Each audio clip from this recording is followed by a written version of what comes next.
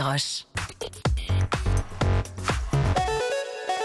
L'innovation avec Anissé Mbida. Bonjour Anissé. Bonjour Ambline, bonjour Alexandre. Bonjour Anissé. Bonjour à tous. L'innovation du jour, c'est une bonne nouvelle pour la transition énergétique. On a réussi à faire un bond dans la densité des batteries.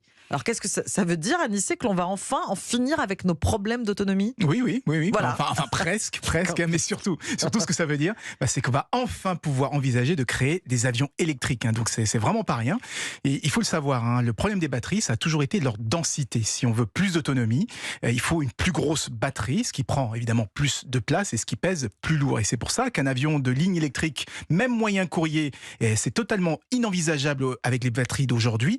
Et ça serait beaucoup trop lourd, ou alors il faudrait qu'ils prennent le tiers de passagers. Ouais. Mais la société CATL vient de présenter une technologie qui double la densité des batteries actuelles. Et concrètement, ça veut dire que le poids sera divisé par 2 pour la même autonomie, ce qui va évidemment tout changer pour l'aviation. Et pour la voiture, ce sera la même chose. Oui, mais là c'est l'inverse. On va pouvoir doubler l'autonomie en gardant le même poids. Donc on va enfin pouvoir dépasser la barre fatidique des 1000 km.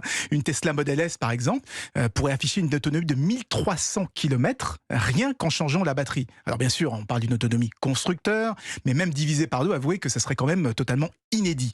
Mais ça serait aussi l'occasion d'alléger les véhicules actuels qui sont devenus énormes avec l'électrique. Pour vous donner une idée, la batterie d'un Hummer électrique, vous savez, l'énorme 4x4 américain, la batterie seule pèse 1,3 tonne. C'est plus lourd qu'une Clio, plus lourd qu'une 208, rien qu'en batterie.